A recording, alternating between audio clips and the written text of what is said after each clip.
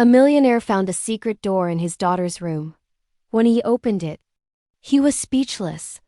A millionaire came home only to find his daughter huddled inside a hidden cabinet in her room, trembling and crying. It wasn't until he discovered a note detailing a chilling reality that his eyes filled with tears over what his stepmother had been doing.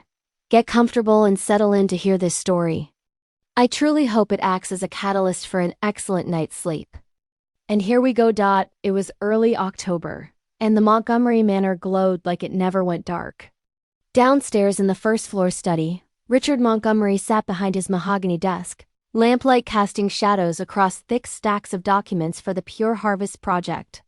He gently twirled his pen, scanning rows of financial data, his mind completely scattered. Since Elena's passing, every night had stretched endlessly. But now there was a new difference. A different woman lived in the house, and a little girl who could never rest peacefully. What city are you watching this video from, and what time is it? By the way, if you're enjoying my videos, I'd be so happy if you could subscribe to my channel and like this video. Upstairs on the third floor, Lucy was curled beneath her blanket. The dim yellow nightlight illuminated half her small face. Her closet door was slightly ajar, darkness consuming the space inside. Every time the wind gently tapped the window frame, the little girl flinched, her eyes wide open. Fixed on the swaying curtain, a heavy nightmare pulled her back, the sound of earth and rocks collapsing. Her mother's voice lost in a cloud of dust. Lucy breathed rapidly, her hands soaked in sweat, clutching the blanket tightly. She jolted upright, heart racing. For one fleeting instant, it seemed like someone was standing in the corner, barely visible in the shadows. "Someone's on the wall," she stammered, her voice trembling. The door opened. Martha, the Montgomery family's lifelong housekeeper, rushed in. She knelt beside the bed, pulling the child close, consoling her. "It's okay, sweetheart. It was just a dream. Calm down now, Lucy." Lucy sobbed, her hand still pointing toward the corner.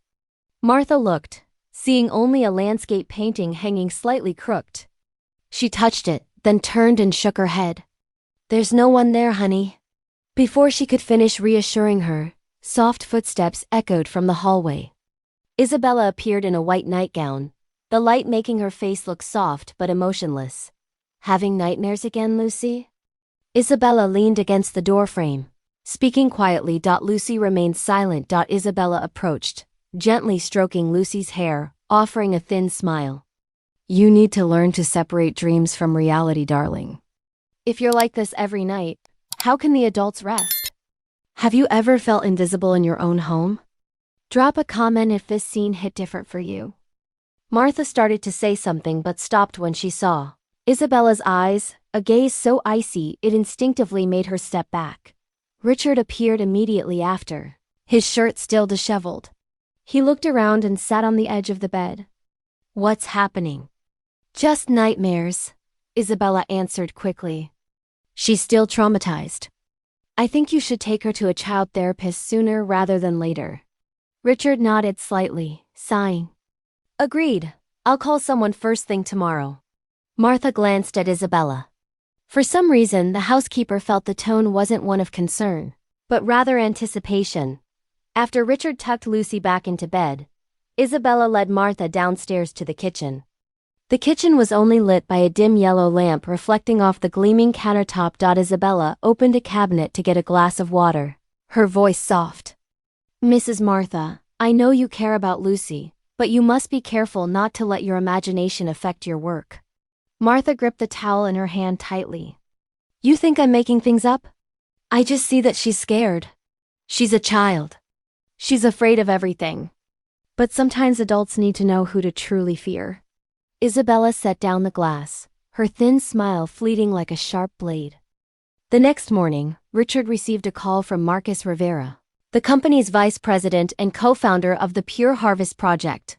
"I need you to sign the contract immediately, Richard. The investors want an early meeting." "Agreed. I'll make arrangements to fly out this afternoon," Richard said, his eyes still fixed on the report on his desk. Isabella was nearby, listening to the entire conversation, her expression neutral. "I'll handle your schedule and pack your bags," she murmured, her voice almost a familiar promise. Richard smiled gratefully. "Thank you, darling." Isabella waited until he left the room before sitting in his chair at the desk. The framed portrait of Elena was crooked. She picked it up, looking at the soft smile of the woman in the image, her hand subtly tightening. A moment later, she placed the frame in a drawer and locked it with a small key hanging around her neck. "If you could send Lucy one message right now, what would it be? Let me know in the comments below." Lucy sat in the downstairs living room, diligently drawing. The unfinished drawing was a house with brightly lit windows set against a gray sunset background. Hearing the sound of high heels, she looked up. Isabella passed by, a faint scent of perfume lingering. "Hello, Mom," Lucy murmured. The word mom stuck in the little girl's lips. Isabella didn't stop, only nodded, then disappeared upstairs. Martha witnessed the exchange and subtly shook her head. She approached Lucy, wiping a stain from the table. "You should go play in the garden for a bit. Get some fresh air to relax." Lucy only shook her head. "It's too noisy outside." Martha sighed. "Well, how about I bake some chestnut cake?" The child nodded, a faint glimmer of joy in her eyes. Late that afternoon, Richard prepared to leave. He instructed Martha, "If Lucy panics, please call me." Then turning to Isabella, "I'm leaving her in your care. Don't leave her alone." Isabella smiled. "Don't worry. I know how to take care of her." As Richard's car pulled out through the gate, Lucy stood on the balcony, watching. Then Isabella approached from behind. "Your daddy has to work. You need to be stronger, understand?" Lucy nodded softly, but her small shoulders remained hunched. That night, the wind picked up. Martha was carrying cake to the room when she saw the hallway light flickering. "The fuse box is old," she muttered, then knocked on Lucy's door. Getting no response, she pushed the door open. The room was empty. The blanket lay on the floor. "What would you do if you were Martha right now? Comment your thoughts, I read every single one." Outside the room, Lucy took slow steps on the cold wooden floor. The nightlight cast a dim glow on her pale face. She clearly heard something, a faint rhythmic tapping sound echoing from the wall at the end of the room. The little girl crept closer. "Is someone there?" she whispered. The tapping stopped. Lucy pressed her ear against the wall, then touched the slightly crooked painting. The canvas moved minimally, then a small crack appeared, and a current of cold air shot out, extinguishing the nightlight. Lucy stumbled back, her heart pounding, her hands shaking violently. Then she took a deep breath, as if gathering all her courage. She approached and touched the wall once more. A rattling sound echoed through the night. Isabella woke, threw the blanket aside, and walked barefoot down the hallway. The light in Lucy's room was still on. She pushed the door and saw the child standing near the wall, her hand touching the edge of the painting, her face pale, her eyes vacant as if staring at some distant place. "What are you doing, Lucy?" Isabella asked, her voice soft, almost a whisper. Lucy turned her head, her lips trembling. "Someone's in there." Isabella approached, placing a hand on the child's shoulder. "It's just a wall. You were dreaming, understand?" She pulled Lucy back to bed, tucking her in carefully. The child trembled violently, tears streaming down her face. Isabella sat on the edge of the bed, gently stroking her hair, a small smile passing over her lips. "If you keep being afraid, how can I help you?" The door burst open. Richard appeared, his hair disheveled, his eyes full of concern. "What's going on?" Isabella stood, turning toward him. She dreamed the tunnel collapsed again. "You know, since that incident." Richard sat beside his daughter, gently stroking her sweat-dampened hair. Lucy opened her eyes, looking at her father, her voice fragmented. "Daddy, there really is someone in the wall." Richard forced a smile, trying to keep his voice light. "It's just the wind, sweetheart. I'll have someone fix it first thing tomorrow, okay?" The child didn't respond, only curled deeper under the blanket. Isabella stood nearby, watching them both, her expression unreadable. Does this remind you of someone you know? Sometimes the people closest to us aren't who they seem. Share your experience if you feel comfortable. The next morning, Isabella called an interior designer. Mr. Edward Ross, I need you to renovate the third-floor bedroom. A special design regarding the lighting. She emailed the plans, a detailed sketch of a wall with a sliding mechanism connecting to the old basement. Edward arrived that afternoon. He was about 30 tall, wore glasses, and had a calm demeanor. When he looked at the design, he frowned. This passageway is quite unusual. Are you sure? It leads directly to the technical area that's been abandoned since 2018. Exactly. Isabella smiled. I want a small passageway that no one notices. Only Lucy will be allowed to enter. It'll be her private space. A special kind of therapy. Edward hesitated. Are you sure this is safe? I've never seen anyone design a therapy room like this. Isabella leaned closer, lowering her voice. You don't need to understand it. Just follow the plan precisely. Her gaze silenced him. Before we continue, please take a moment to leave a comment about this story and rate it from 1 to 10. How are you feeling? If there's anything you'd like to share, I'm always here to listen. I hope you find a moment of peace and reflection as you follow this healing story and its journey of courage and justice. The work lasted 2 weeks. The sounds of drilling, hammering, and tile breaking echoed down the hallway. Lucy sat in the living room, hugging her old teddy bear, watching the workers go up and down, asking softly, "What are they doing, Mrs. Martha?" Martha set a tray of pastries on the table, wiping her hands on her apron. They're probably fixing the wall to dry it out. Our house is too humid. Lucy nodded, but her eyes remained fixed on the ceiling, where each hammer blow reverberated like a rapid heartbeat. Wednesday afternoon. Isabella brought a cup of warm milk to Lucy's room. She set the tray on the table and smiled. Want to try a game? Lucy tilted her head. What game? The game your mom Elena used to play with you. You just have to close your eyes. Let the light go off for 30 seconds. When you open them, you'll discover you're braver. Lucy shook her head frantically, tears welling up. I'm afraid of the dark. Isabella leaned down, gently touching the child's cheek. It's okay. I'm here. Just 30 seconds. She reached out and turned off the light. The room plunged into darkness. What's the bravest thing you've ever done for someone you love? Drop it in the comments. Lucy began to cry, her hands flailing to find the blanket. Mom, turn on the light, please, I'm begging you. Isabella let a few seconds pass, then turned the light back on. See? You're still here. And there's no one else. The child choked on her tears. Isabella sat down, stroking her hair, her voice sweet. You have to learn to embrace the darkness. Lucy, only when you dare to look at it will you stop being afraid. Lucy remained silent, her eyes red and swollen. When Isabella left the room, Martha was standing outside the door, holding a laundry basket. She glanced briefly at Isabella and whispered, You shouldn't do that. She's truly terrified. Isabella turned, her smile thin. I'm only helping her. Don't tell me how to be a mother. The next day, Richard arrived home late. His study was still covered with documents, but the light from the third floor filtering through the door crack made him look up. He opened Lucy's door and saw the child slumped over her desk, asleep under the dim yellow light. In front of her was an unfinished drawing, a woman in a blue dress, smiling under a brightly sunny sky. Richard picked it up, observing silently.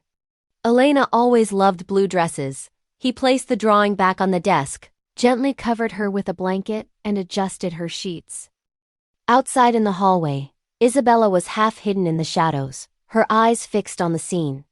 The smile in the painting reflected on her face, draining its color. She quietly pulled out her phone and sent a message to Marcus. The plan is almost complete. But I need more time with the child. The response came almost instantly. Hurry, when the assets are transferred. There's no room for doubt. The next morning, Martha was tidying Lucy's room, folding the blanket, when she found a small piece of paper hidden beneath the pillow. Scribbled in pencil were the words, "Mom told me not to be afraid. But she's not here anymore." Martha clutched the paper tightly.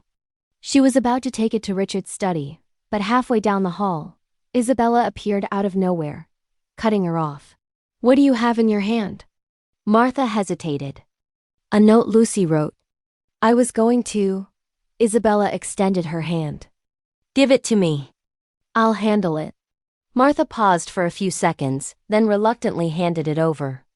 Isabella glanced at it quickly, folded it, and tucked it into her pocket. "You shouldn't keep these things. They only make her weaker. If you were Richard, would you trust this letter? Let me know what you'd do in the comments." That afternoon, Edward completed his work. He checked the wall one last time. It was flawless. The painting hung straight, the hidden door completely disguised within the design. "It's ready. I just don't understand why you wanted the system to automatically lock from the outside." Isabella smiled softly. "Because sometimes children need to feel secure." Edward didn't ask more. He simply nodded, signed the completion report, and left. He didn't know that in the basement below his feet, the old ducts had been cleared and replaced with a new ventilation system just enough for a small room to function autonomously. That night, Lucy couldn't sleep. She lay listening to the wind, the insects outside the window, then the sound of footsteps on the stairs. The door opened softly. Isabella entered, holding a small lamp. "Lucy, are you awake?" The child nodded, shrinking back. Isabella sat on the bed, placing the lamp on the knitstand. "Do you miss your mother?" Lucy's eyes filled with tears. "Yes. Then what did your mom Elena teach you?" "She taught me not to cry when I'm afraid." "That's good." Isabella gently stroked her hair, then pulled a small hourglass from her pocket. "When the sand runs out, you'll be stronger." What do you think Isabella's real endgame is? Theory time in the comments. Lucy watched the hourglass, seeing the grains of sand fall. Isabella turned off the light, leaving the room in darkness. Lucy screamed in fear, her hands hitting the blanket. "Mom, please." "I'm not afraid." Isabella didn't turn the light on immediately. She sat quietly, her lips curving slightly upward.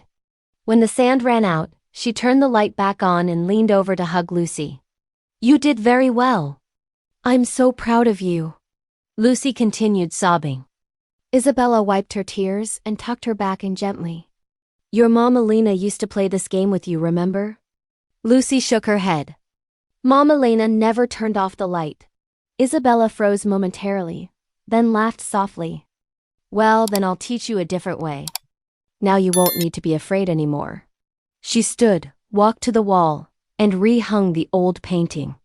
Her movements were slow, like a ritual. When she finished hanging it, Isabella leaned down and pressed a small spot in the corner of the frame. A soft clicking sound echoed. The crack behind the wall closed completely. The seam became perfect, leaving no trace. The light in the room dimmed considerably. Lucy lay still, her eyelids growing heavy, not realizing that just inches from her, an empty space had been sealed, waiting for something that was about to begin. Isabella stood staring at the wall for a long time, her hands still resting on the picture frame. Outside the door, Martha passed by, glimpsing the dim light in the room. She considered knocking but stopped when she heard Isabella whisper softly, "Sleep well, my child." Then came the quiet sound of a lock turning. Isabella stepped into the hallway, closing the door behind her. She looked at the key hanging around her neck, touching it lightly. As one would touch a sacred object. In the room, the light flickered once, then went completely dark. Lucy stirred vaguely in her sleep, hearing the sound of wind seeping through an opening, the distant rhythmic tapping. As if someone were calling her name. Isabella stood in the hallway, the dim light casting a glow on her face, devoid of any warmth. One hand gripped the key tightly, the other rested on the outside wall of Lucy's room. Her finger traced the hidden seam, checking one last time. No gaps. No trace of light. Perfect. She whispered. The therapy has officially begun. This is where everything changes. Are you ready for what comes next? Hit that like button if you're still with me. Dr. Arira reviewed the file and said, "Lucy can begin exposure therapy." Isabella declared this while Richard finished pouring his morning coffee. She placed her hand on his shoulder, her voice confident. "The safest place is right here at home. I finished preparing the room for her." Richard looked up, pausing slightly. "You did it yourself? Don't we need a clinic?" "A clinic would only scare her more. Here with me, she trusts more." Isabella tilted her head, her gentle smile persuasive enough that Richard nodded. "I trust you. Have you ever gotten a message that changed everything? Tell me about it in the comments." That afternoon, Lucy was led to the basement. Isabella went first, holding the small key. The sound of her shoes echoing in the narrow space made Lucy pull back. The door opened, revealing a mix of smells: fresh paint and metal. The room was small, with white walls and a dim yellow light on the ceiling. In the center was a low wooden chair, and on the table, only the old hourglass. "This is where your mom used to come," Isabella said, gently pushing Lucy forward. "Where she learned not to be afraid." Lucy looked around, her lips trembling. "Mom Elena came here?" "Yes, and you'll be able to do the same as her." Isabella smiled, closing the door. "We begin." The click echoed as the lock turned. Isabella walked to the control panel beside the wall frame and pressed a button. The light went out instantly. In the darkness, Lucy burst into tears. "Mom, I'm scared." No response. Only the sound of short, rapid breaths and small feet scraping the tile floor. Do you think Richard will make it in time? Drop your prediction below." Isabella sat outside, watching the clock. She waited exactly 30 seconds before turning the light back on. When the door opened, Lucy was slumped, her whole body shaking. Isabella leaned down, hugging the child, her voice soft. "Good job. You're already stronger." Lucy choked on her tears, asking, "Why are you smiling?" "I was so scared." "Because you faced it. You're conquering yourself." Isabella wiped the child's tears, stroking her hair very gently. Then she led her out. From the top of the stairs, Martha looked down, gripping the railing tightly. Lucy waited for them to disappear, then took out her phone to call Richard. "Mr. Montgomery, I think little Lucy isn't well. Mrs. Isabella is doing something strange." The other end was silent. Martha heard conference room noise. Richard whispered, "I'm with Marcus. I'll call you right away. Please listen to me first." The call disconnected. Martha looked at the screen, then sighed, her heart heavy. "If you were James, would you confront them or stay silent? Let me know what you'd do." In the conference room downtown, Richard put his phone on the table, shaking his head. Marcus raised an eyebrow. "Martha's worried about Lucy, but Isabella said Dr. Arira is supervising." Marcus laughed softly, patting Richard's shoulder. "Just let Isabella handle it. You have a great opportunity right now. Don't let small things distract you." Richard nodded, but his eyes still held a look of concern. Marcus noticed but said nothing more. That night, Lucy was taken to the room again. Isabella told her softly, "Just 2 minutes. You don't have to cry this time." Lucy trembled. "I don't want to." Isabella knelt, gently lifting the child's chin. "I promise, if you can do it, I'll tell your daddy how brave you are." Lucy nodded slightly. She sat in the chair, her hands gripping the teddy bear tightly. Isabella left, closed the door, and pressed the button. The lights went out. The space swallowed the muffled sob. 1 minute. 2 minutes. The crying gradually weakened. When Isabella turned the light on, Lucy was still sitting there, eyes tightly closed. She no longer screamed, only breathed with difficulty. "Has anyone ever stolen your identity? This feeling right here, it's violation on another level.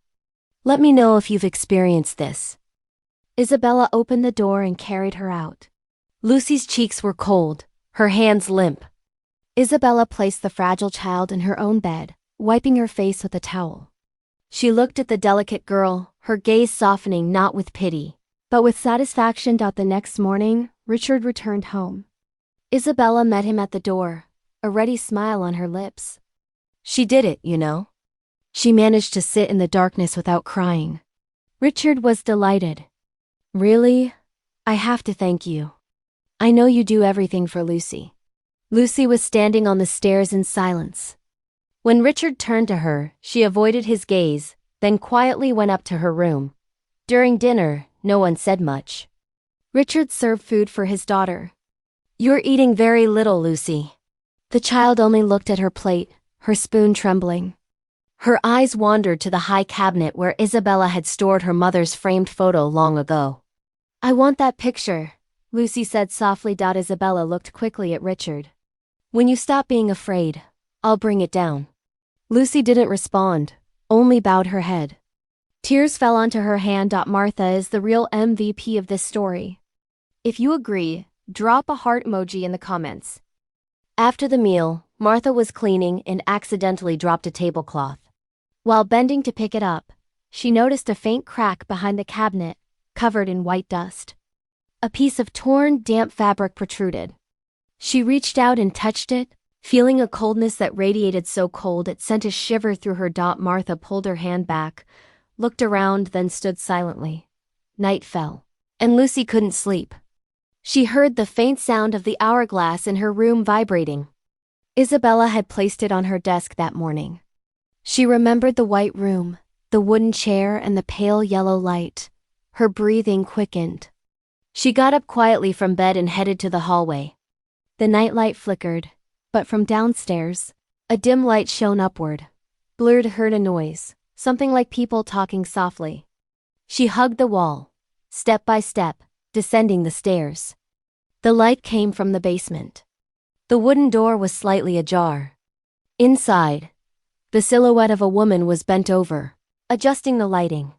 Isabella's voice echoed, calm and steady, but every word was distinct.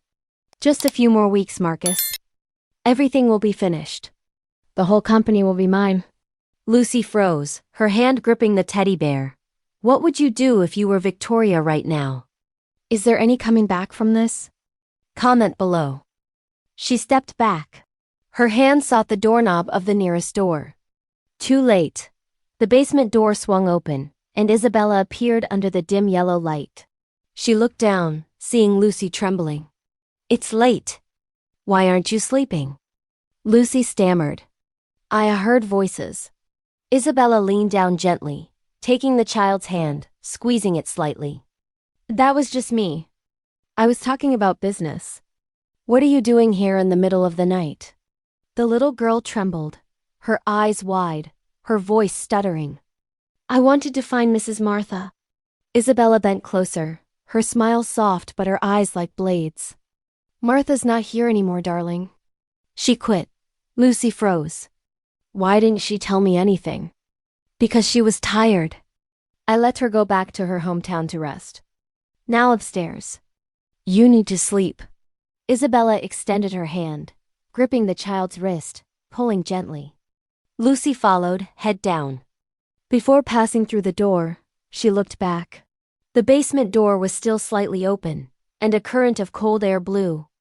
Carrying the smell of paint and metal. Isabella noticed that look and gently closed the door, locking it with the key hanging around her neck. This confrontation is everything. If you're feeling this tension, hit that like button right now. Early the next morning, Richard left home before dawn. He lightly kissed his sleeping daughter's forehead and instructed Isabella. I'll be late. Might not return until tonight. Isabella nodded, her eyes soft.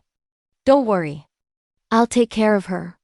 When the car door closed, Isabella pulled out her phone and called Edward. Mr. Ross, I need you to come check the system in the light room again. Some things aren't right. Edward accepted, his voice still low and slightly suspicious. I thought the work was finished. It is. But I need an extra layer of security. Just to be sure. Around noon, Edward arrived. Isabella met him at the basement door, the key shining between her fingers. This room needs a remote-controlled locking system. I want to be able to turn it on or off without having to go downstairs. Edward frowned. Remote lock? For what? This room is used for a small child. It doesn't need that level of security. Isabella laughed softly, her voice light as air. You don't have children, so you wouldn't understand. Kids are sometimes curious. They could enter when I'm not paying attention. But this system automatically locks for 10 minutes if there's a signal error. Edward looked at her. You know that, right? I know. And I want it to stay that way. Real talk. Can you ever truly replace someone in someone's heart? Let me know your thoughts in the comments. Isabella left to take a phone call, leaving Edward alone in the room. He knelt, checking the technical box, and saw new wiring running secretly behind the wall, a part that wasn't in the plan. He stood, looking at the recently closed wooden panel, touching it gently, feeling the coldness radiating.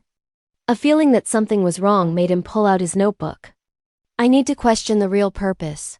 Upstairs, Lucy sat in her room, clearly hearing the dry sounds from the basement. Isabella's voice mixed with the man's. Richard's going to Europe next month, Marcus said. I've prepared the share transfer documents. All that's left is Lucy's name. Isabella laughed, her tone cold. Don't worry, Marcus. The child won't be able to say anything. When it's finished, the company will be ours. Marcus responded with a dry, hollow laugh echoing. As long as you keep the child quiet. Lucy stepped back, sweat breaking out on her skin. Her knees hit the table edge, and her mother's framed portrait fell to the floor. The glass shattered. A piece cut her hand, drawing a slight trickle of crimson. She bit her lip, trying not to make noise. If you've ever had to protect someone you love from someone you trusted, you know this pain. Drop a comment if you've been here. A few minutes later, Isabella came upstairs. Her eyes scanned the room. What broke here? Lucy quickly hid her hand behind her back. I accidentally dropped it. Isabella saw the stain on the carpet. She bent down and picked up a fragment of glass. It's okay. I'll clean it. But next time you have to be more careful. I don't want to see more problems in this room. She signaled the new employee, a strange woman with an expressionless face. When the cleaning was done, Isabella took the broken photo frame and put it in the garbage bag. Lucy watched, her eyes red with unshed tears. No, don't throw away my mother's picture. You should think about the present. The past only weakens you, Isabella said softly, then turned away. In the basement, Edward finished his inspection, but his mind was restless. Back home, he opened his laptop and re-downloaded the original plan.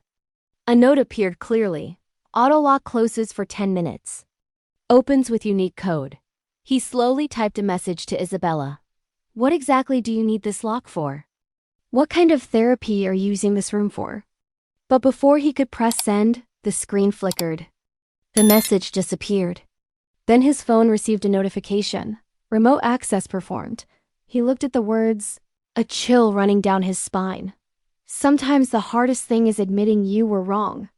If this moment moved you, leave a comment below. The next morning, Isabella visited his office, leaving a thick envelope. I'm very satisfied with your work. This is a small bonus. Edward looked at the envelope but didn't take it. I don't work for money. I just want to know what you're using that room for. Isabella tilted her head, her smile unwavering. Don't worry about it. This is finished. She left the envelope on the desk and walked out. Edward watched her leave, a heavy feeling in his chest. He opened the envelope. Only cash. Not a single word. By afternoon, Lucy sat by the window, hugging her old teddy bear. The yard was quiet. Only Edward walking toward his car carrying a bag of documents. Lucy opened her palm in. It was a note, written hastily. Please save me. She clutched the paper tightly in her hand, hoping Edward would look up. He was opening his car door, lighting a cigarette, his eyes fixed on the trees outside the gate. She gently opened the window. The wind made the paper flutter. The sound of high heels echoed behind her. What are you doing, Lucy? The child flinched, her hand gripping the paper tightly. Isabella approached, leaning to look outside. The wind is strong. What are you trying to throw? Lucy bit her lip, trying to hide her hand behind her back. Isabella extended her hand, her voice soft but firm. Give it to me. Lucy shook her head, her eyes damp. Lucy. Isabella lowered her voice, taking another step, her gaze penetrating. Justice doesn't always feel like victory. Sometimes it just feels like relief. Comment if you agree. From the yard, Edward looked up, seeing two figures at the window. Lucy tried to throw the note, but Isabella's hand reached hers first. A crunching sound echoed in the space. The small note slipped from Lucy's hand, flying halfway, then got caught in the window frame. Isabella extended her hand, snatched it, and crumpled it tightly in her palm. "Really, children," she whispered. "You shouldn't write nonsense." Lucy bowed her head, tears streaming down her face. Isabella approached, arms crossed over her chest. "What were you trying to write to someone?" Lucy stammered, looking at the floor. Nothing. Isabella leaned down, her voice soft but cold. "Lying is a bad habit, darling." She snatched the paper from the child's hand, looked at it quickly, and her lips curved subtly. "You're scared." Lucy remained silent, her lips tightly sealed. Isabella gently stroked her cheek, her eyes softening. "Don't be afraid. I just want to teach you to keep secrets. You know, everyone has secrets. Even me." She crumpled the paper, put it in her pocket, and turned. "Now go down for lunch. And never write nonsense again." By afternoon, Richard returned. The house was strangely quiet. He called out loudly, "Where's Lucy?" Isabella's voice echoed from the living room. "She's upstairs. I let her rest today after her therapy session." Richard went up and found his daughter sitting motionless by the window, staring at the garden where the sunset was fading. Her face was expressionless, her eyes dry. "Are you okay, Lucy?" "Yes." Lucy turned her head, forcing a smile. "Yes, fine. What does home mean to you?" "For Richard, it's finally becoming a place of peace again. Share your thoughts." Isabella appeared just behind him. "Don't pressure her to talk, darling. Dr. Herrera said this is a necessary adjustment phase. She needs quiet time." Richard nodded gently, his hand resting on Lucy's shoulder. "I just want you to be happy." Lucy bowed her head, still. "Daddy, I'm afraid of the dark." Isabella intervened immediately. "That means you're progressing. At least you dare to say it out loud." Richard looked at her, intending to ask more, but Isabella's gaze stopped him. He was tired and only sighed softly. That night, when Richard was asleep, Isabella organized his desk. In a pile of unopened mail, she found a thick envelope with a postmark sender. Martha Torres. Isabella opened it. Inside was a brief letter. "Mr. Montgomery, I'm worried about Lucy. Please check the wall in her room and the basement." "Something is terribly wrong." Isabella refolded it, laughing softly. She walked to the fireplace and dropped the letter in. The paper crackled, the firelight reflecting in her eyes. Another curious person. "This is the calm before the storm. Are you ready? Hit subscribe if you want to see how this ends." The next morning, Richard went to the office. Marcus was waiting in the conference room, documents perfectly stacked. "Today I need you to sign the authorization to open the European branch." "Everything is ready." Richard took the pen, then looked up. "Let me discuss it first with Isabella. This project is too big." Marcus scoffed. "You trust her that much?" Richard responded. "She's helped me keep everything stable for the last 5 years. I owe her that." Marcus stayed silent, then offered half a smile. "As you wish." That evening, Richard returned home late. Isabella reheated dinner and asked, "Did you sign already?" "I want to review it." "Marcus seems rushed." "You seem tired. Let me review it for you." Richard nodded, not realizing her eyes had lit up briefly. Have you ever caught someone in a lie so big they couldn't talk their way out? This is that moment. Comment below. When he went to shower, Isabella opened her laptop, took photos of all the documents, and sent them to Marcus with a message. Final step. "Wait for me." At the same time, Lucy sat on her bed, looking at her hand that still had the old scratch mark. Isabella entered carrying a glass of milk. "Drink this, then I'll take you to the therapy room, okay?" Lucy pulled back. I don't want to go down there. Isabella set the glass down, her voice softer. If you want to see your mom Elena again, you must be brave. Do you miss her? Lucy's eyes filled with tears. Yes, then listen to me. Isabella took her hand and led her to the basement. The room was brilliant white. The hourglass on the table. Isabella sat the child in the chair and said, Today you'll stay here longer. 10 minutes. I'll be right outside. Don't turn off the light just for a moment. She pressed the button. The lights went out instantly. Outside, Isabella put on headphones, listening to the sounds in the room. Initially, it was crying, then screaming, then the sound of hands vigorously hitting the wall. Mom? I can't breathe. Mom? If you were Richard right now, what would you be feeling? Let me know. Isabella looked at the clock, pressing her lips together, but didn't turn on the light. She opened the speaker and played an edited recording Elena's old voice with static noise. Be brave, sweetheart. I'm here. In the room, the crying turned to choked sobs. Then silence. Isabella opened the door and entered. Lucy was collapsed on the floor, her hands bleeding slightly. She lifted the child's head, wiped her face with a damp towel, and whispered softly, You did very well. I'm proud of you. The next morning, Lucy woke in her bed, her head throbbing. Isabella sat beside her, smiling gently. I told you. You'll get used to it. Lucy turned away, looking out the window. Morning light streamed in, and she closed her eyes, avoiding it instinctively. Meanwhile, Edward went to meet Marcus in the company parking lot. I want to stop. She's doing something wrong. Marcus looked at him. She paid. You accepted. That's between you two. I'm calling the police. Marcus laughed softly, opening his car door. I think you should pay attention to your own rearview mirror first. What's the first thing Richard should do when he gets home? Your answer might surprise me.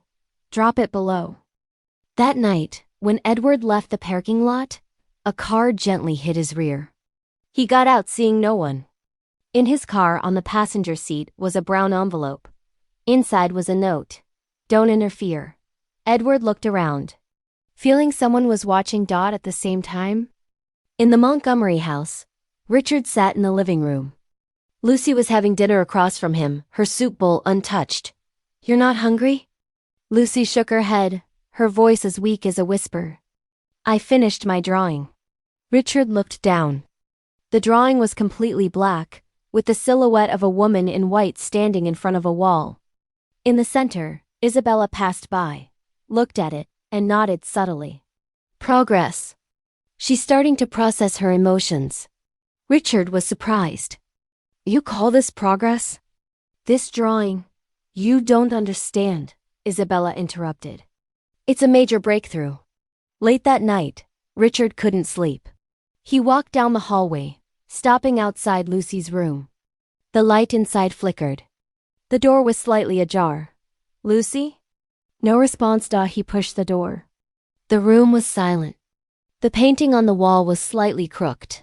The frame unhooked. Richard approached, intending to straighten it. But when his hand touched it, he froze. Behind the frame, a faint crack of light flickered, a weak, wavering light. As if coming from another place. This moment right here, this is what real love looks like. If this hit you in the feels, smash that like button. He leaned close, listening. A soft hissing sound like wind blowing through an opening.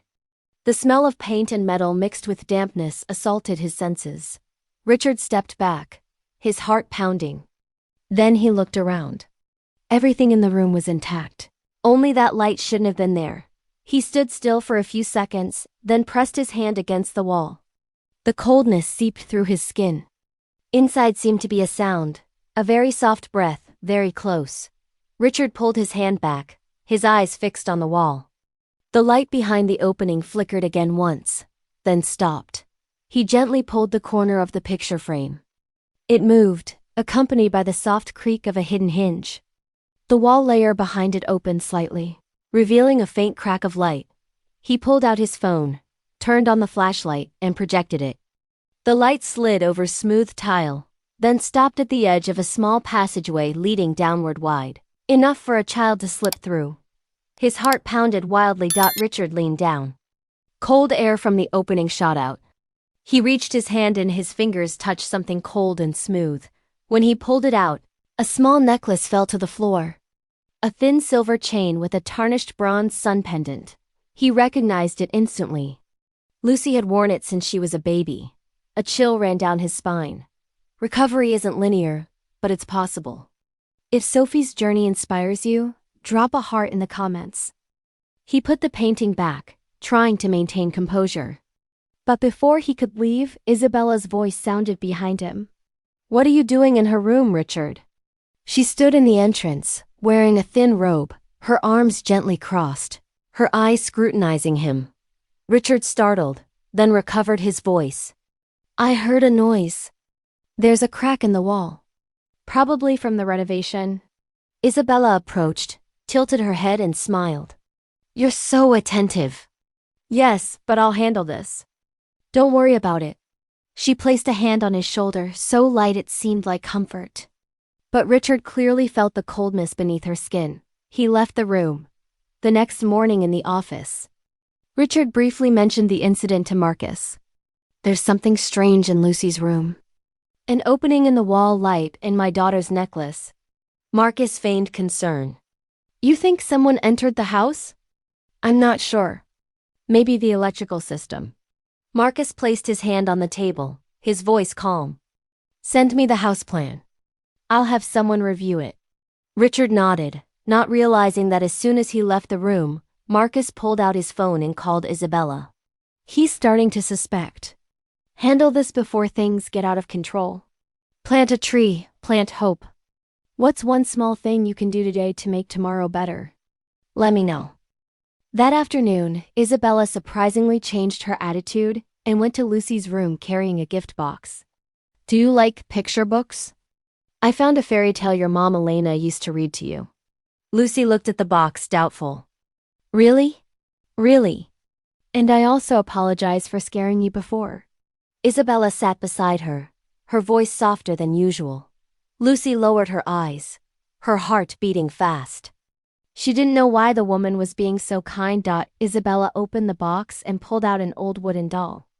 "This is your new friend. Talk to her when you're afraid." Lucy hugged the doll and nodded gently. For a moment she thought Isabella really cared. Elsewhere, Martha was cleaning her old house. In the cabinet, she found a small key labeled Basement Montgomery House. A memory surfaced. Isabella had left it behind during a visit to drop off gifts. Martha gripped the key, filled with apprehension. "This isn't over. This moment right here, this is what healing looks like. If you made it this far, you're part of this journey. Subscribe to be part of more stories like this." The next afternoon, knowing Isabella was out at a meeting, Martha decided to return to the mansion. The side door was open. She walked quietly through the yard, heading directly to the basement. The air was heavy and humid, and the smell of fresh paint made her choke. The yellow ceiling light shone over the white room. Inside was only the chair, the hourglass, and a small camera mounted in the corner of the ceiling. Martha covered her mouth, stifling a gasp. She walked quickly to the table and saw a USB drive connected to the recording device. The screen was in standby mode. When she touched the play button, the sound that came out froze her. Lucy's voice sounded trembling and fragmented. "Mommy, I'm scared. Don't turn off the light anymore." On the screen, the little girl was huddled in the corner, her hands covering her face, her shoulders shaking rhythmically. "Mommy." The yellow light shone on the dried blood on her knees. Isabella's voice, off camera, echoed softly, as if consoling a child. "You're doing very well, Lucy. I'm very proud of you." Martha gripped the table edge tightly, her eyes tearful. Tears streamed down her face, but she forced herself to remain silent. What would you do if you were Martha right now? Comment your thoughts. I read every single one. The video continued playing. Isabella turned off the light. Lucy screamed, and then the sound of hands hitting the wall echoed urgently. Martha stepped back, her hands shaking violently. The sound of a car echoed from the yard outside. She looked at the clock, her heart stopped. Isabella was home early. Martha frantically pulled out the USB drive, turned off the machine, and quickly hid behind a wooden cabinet near the wall. Isabella came down a few minutes later, her high heels constantly hitting the tile floor. She hummed softly, looking relaxed. Then she sat at the table, connecting another USB drive. She played a different clip. Marcus's voice resonated from the speaker. "How much longer?" Isabella whispered, her eyes glued to the screen. "Just a few more days. Richard will sign. Then I disappear and the child no one will ask about her ever again." Martha held her breath, tears rolling down her cheeks. Isabella pulled out the USB drive, put it in her jacket pocket, then looked around the room. For a brief moment, her eyes stopped at the wooden cabinet.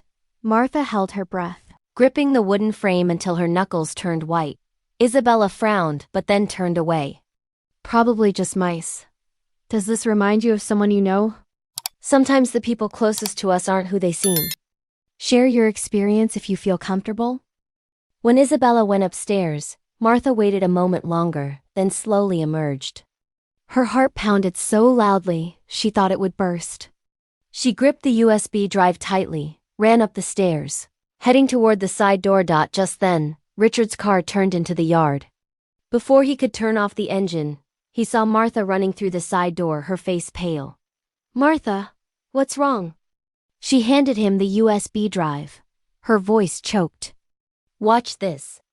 Don't leave the child there for even one more minute." Richard froze. He saw Martha run away, then looked at his hand, the small, cold, trembling object. He didn't fully understand, but his intuition told him it was proof of something sinister inside his own house. He gripped the USB drive tightly. Entering, Isabella's footsteps echoed from upstairs. "Lucy, come down for dinner." Her voice was soft as usual, but Richard heard it differently, a steady, cold tone. Lacking a mother's warmth, Lucy stopped mid-staircase, her heart tightening as she heard Lucy's soft response from above. "Yes, I'm coming." The sound was fragile, lingering in the quiet air. "Before we continue, please take a moment to leave a comment about this story and rate it from 1 to 10. How are you feeling? If there's anything you'd like to share, I'm always here to listen. I hope you find a moment of peace and reflection as you follow this healing story and its journey of courage and justice." Richard looked up. The hallway light cast Isabella's silhouette leaning at the top of the stairs, her thin smile under the yellow light. But she said nothing, only gripped the USB drive in his pocket, taking slow, deliberate steps upward, where his little daughter was waiting, unaware that everything she had endured was about to be exposed with just one click of the play button. The blue screen flickered in the dark room.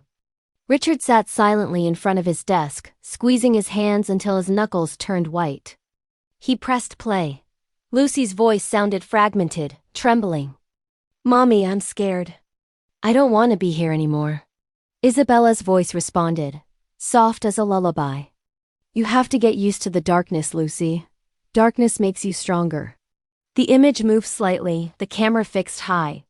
Lucy was huddled in the white room, her small hands scratched, her hair disheveled. The light went out instantly. Her scream echoed, tearing through the silence. Richard lunged toward the screen, his eyes red. He rewound it, watching again slower this time. The child was whimpering, the sound of her hands hitting the wall echoing urgently. Isabella was still off camera. Silent, as if listening to a steady musical piece, Richard stood abruptly, leaning on the desk, his whole body shaking. He looked around the room. The family photo was still hanging there, Elena smiling, Lucy only 3 years old at the time, and Isabella standing behind them in a blue dress. Her gaze lowered. The photo was once a precious memory. Now it became a painful wound. If you were Richard, would you have trusted Victoria from the beginning? Or were there red flags you would have caught? Drop your answer below, I'm reading every comment. He opened the second file. The date appeared, the same time he was in New York for a conference. Isabella had been doing this when he was away. Not just once, but for months. The sound of the door opening softly echoed. Isabella entered with a steaming cup of tea in her hand. "Why are you still awake?"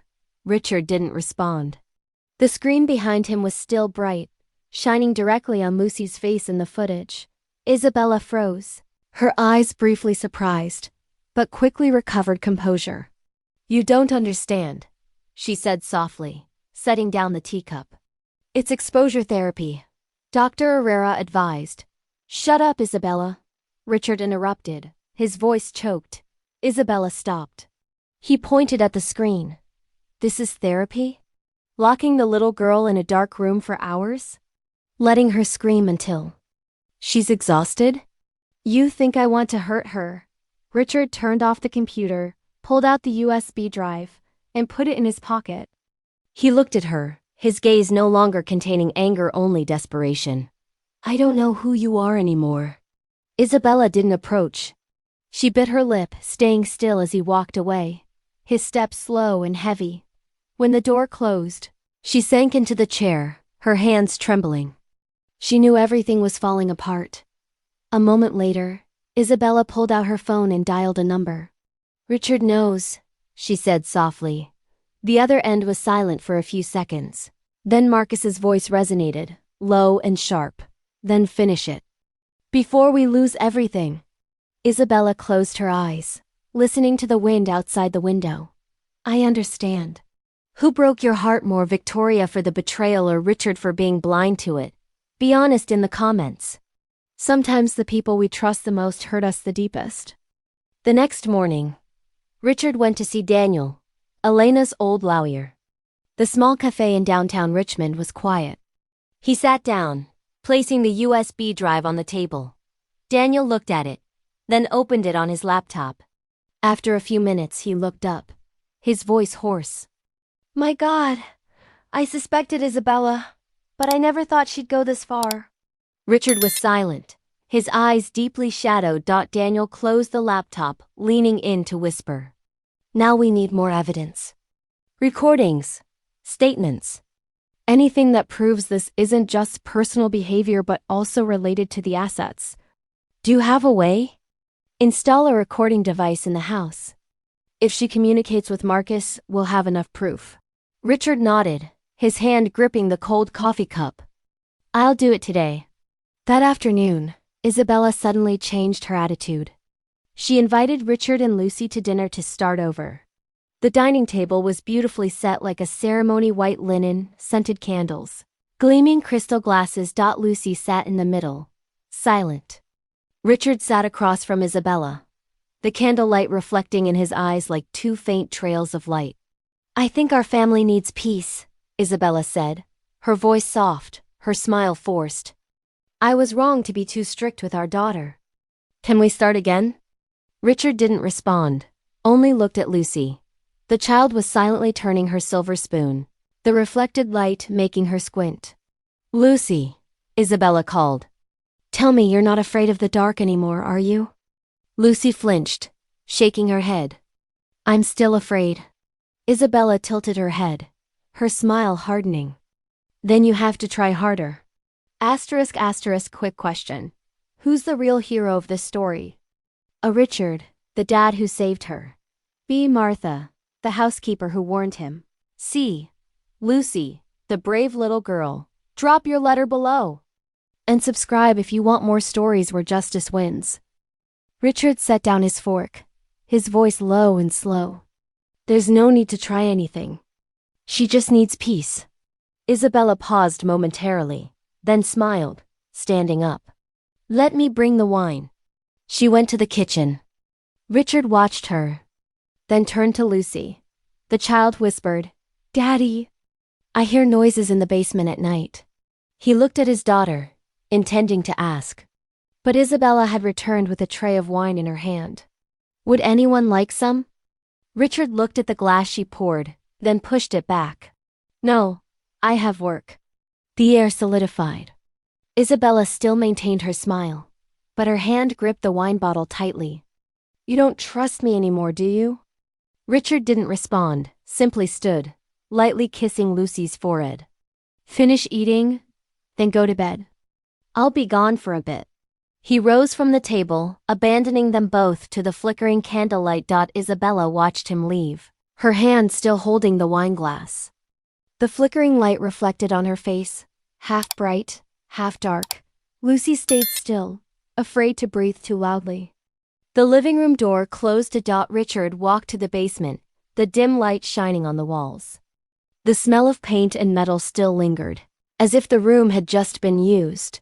He stopped in front of the white door, his hand resting on the cold knob. A soft ticking noise, the camera still functioning in the ceiling corner. Richard stood there, motionless, his eyes fixed on the lock in front of him. What would you do if you were in Richard's shoes? Let me know in the comments. Upstairs, Isabella's footsteps echoed softly on the wooden floor, steady, slow, as if counting toward something that was about to happen. Richard descended the steps one by one. He flipped the switch. The white light spread cold, as if human warmth had never existed there. The room became clear, clean, orderly, but chilling. In the center was the small chair. Beside the table, the hourglass. And in the ceiling, the black camera still pointing its lens downward, silent, as if awaiting an order. Richard walked slowly, his hand touching the chair back. The paint was cold, the chemical smell still strong, evoking memories of the clinic and his daughter's fear. He opened the metal cabinet in the wall corner. Inside, a silver hard drive labeled Session 07L. His hands trembled as he turned on the machine. The screen showed a blurry image, Lucy's voice resonating from the speaker, weak, fragmented. Please, Mommy, don't turn off the light anymore. I didn't do anything wrong. The light in the video flickered, then went completely dark. Only the sound of hands hitting the wall. Prolonged sobbing remained. Isabella appeared in the frame, standing outside the door, her hand resting on the control panel. Her face was calm, even slightly satisfied. Richard abruptly turned off the machine, his hands gripping the hard drive tightly, his breathing heavy. Footsteps echoed upstairs, then gradually approached. He looked up. Isabella's shadow projected on the wall, long and sharp. This is where everything changes. Are you ready for what comes next? Hit that like button if you're still with me. She stopped on the last step, her hand holding the railing, her voice soft as a breeze. Richard. Richard didn't turn. I just want to know why you did this to my daughter. Isabella took another step, her sharp high heels clicking rhythmically. Because you didn't have the guts. The answer was short, chilling. Richard turned, his eyes gradually changing color. Didn't have the guts to do what? To face the truth, Isabella said, her voice not loud but each word filtering into the air. Elena was weak. You know that. Lucy is exactly like her. Sooner or later, the child would have destroyed herself if she hadn't learned to be stronger. I was only helping her overcome it. Richard stepped back, disgusted. Helping her this way? Locking her in darkness? Making her think she deserves to be punished? Isabella shrugged, her eyes narrowing subtly. You'll never understand. People like you only know pity. Richard stayed silent, pulling his phone from his pocket, skillfully turning on recording mode, hiding it in his palm.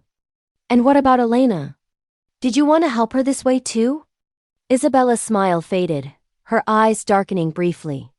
Elena chose her own ending, Richard. I only sent an email. The rest was her decision. The phrase fell like a sharp cut. Richard stood still, his breath stopping in his throat. What are you talking about?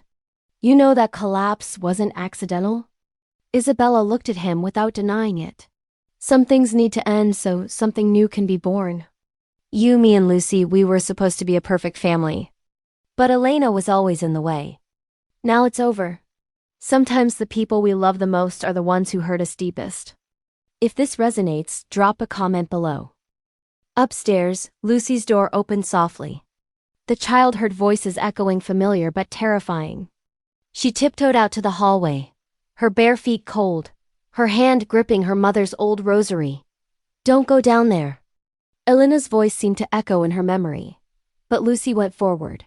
Isabella stood outside the basement stairs, her breathing agitated. Below, Richard growled. You've ruined my daughter's life. Isabella approached, whispering, "I'm not ruining it. I'm saving her from her mother's shadow. I'm doing what you were too afraid to do. I'm making her someone who's no longer afraid." Richard stepped back, his eyes strained. No longer afraid? Or no longer feels anything?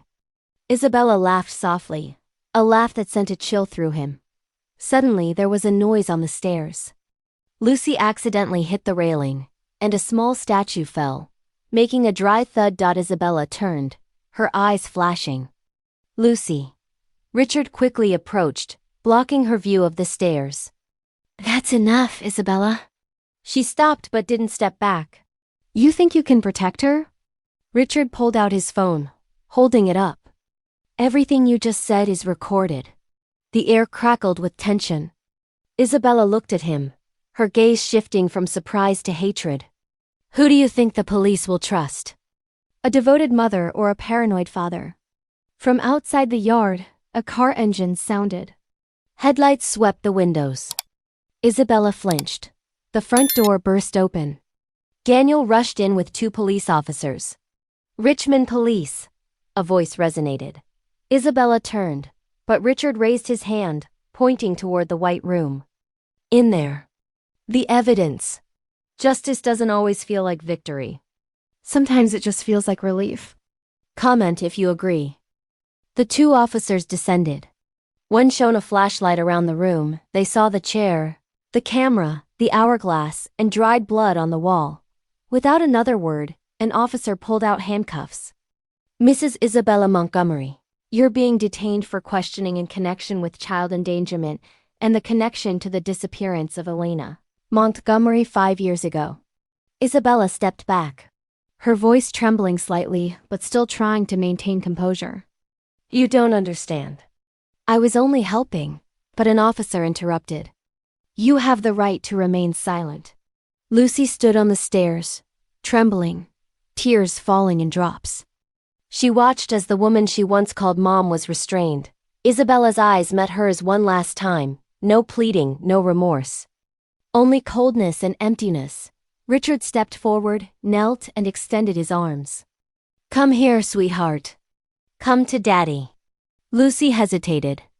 The flashlight beam swept her small face soaked in tears. She stepped back, gripping the rosary tightly. "I'm scared, Daddy." Richard choked, unable to speak. He approached, but Lucy withdrew more until her back touched the wall. Isabella was escorted out, her high heels clicking loudly on the floor. Each step reverberating. As she passed Lucy, their eyes met. Isabella offered a subtle smile, thin smile that seemed to dissolve into the darkness. "This moment right here. This is what real love looks like. If this hit you in the feels, smash that like button." Richard stood still, watching his daughter, watching the door opening to the yard's night where the blue and red flashing lights of the police car reflected on the white wall. He wanted to hug her, but Lucy still couldn't. Her small shoulders trembled slightly, her hands gripping the rosary tightly, as if fearing that if she let go, the only light in her world would also go out. A year had passed since that rainy night and the harsh sound of police sirens outside the Montgomery gate. Now the mansion, once filled with fractures, showed a completely different appearance. The walls were repainted pale yellow. The garden, carefully tended, and old windows opened wide to receive sunlight. On the iron gate, a new plaque was mounted. "Morning Light Haven Child and Family Support Center." Richard stood in front of the gate, his hand lightly touching the letters, his eyes soft and serene. He'd retired from the business world, no longer the CEO, no longer bound by endless meetings.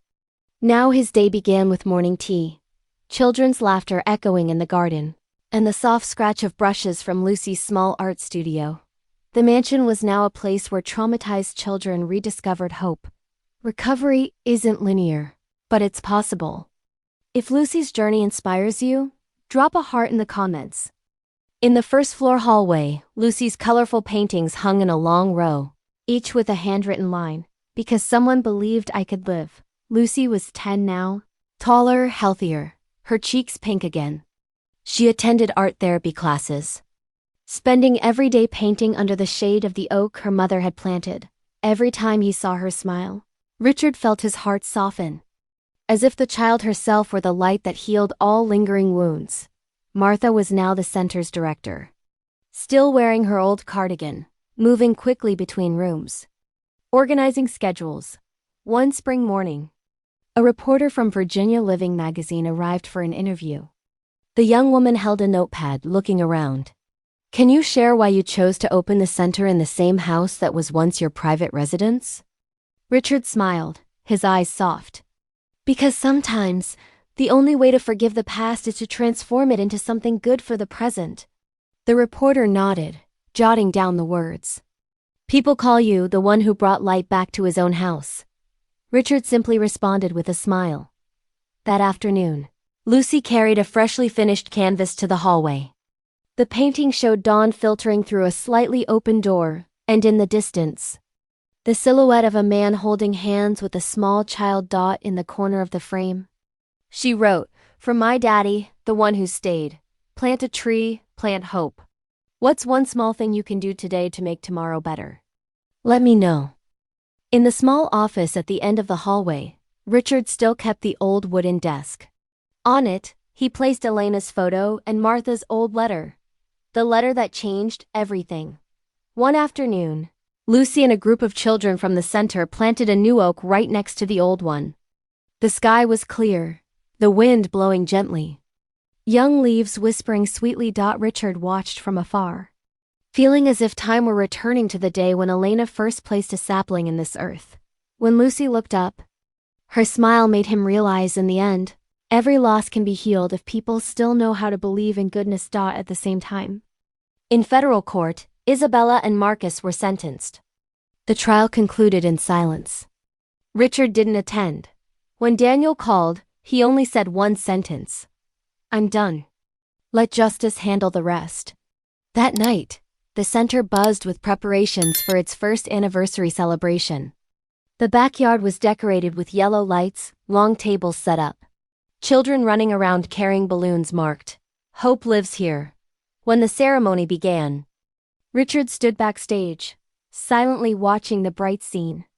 More than 100 guests, mostly families the fund, had helped sat under flickering lights. Lucy stepped onto the stage in a simple white dress, holding a small piece of paper. Her voice trembled but was clear. "These are a few lines I want to read from a letter my mommy wrote me long ago." She opened the paper, her eyes looking at the audience. "No matter what happens, light will always find you. When you feel darkest, remember someone always keeps the lamp on, waiting for you to return." Silence spread across the space. Then applause erupted, long, warm, deeply moving. This moment right here, this is what healing looks like. If you made it this far, you're part of this journey. Subscribe to be part of more stories like this. Richard stepped onto the stage, placing a hand on his daughter's shoulder. Father and daughter bowed together before the continuing applause. Behind them, curtains of lights glowed, small lights illuminating the stage like thousands of candles.